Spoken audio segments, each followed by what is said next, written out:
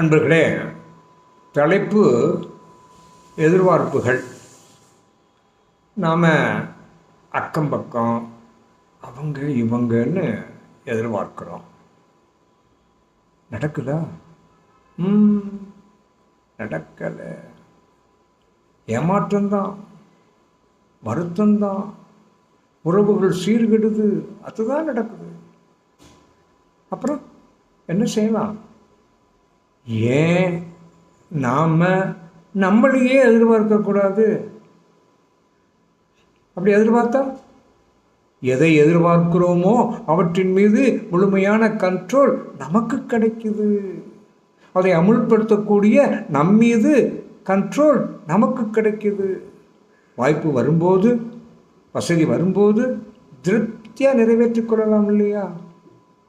யோசிச்சு பாருங்க.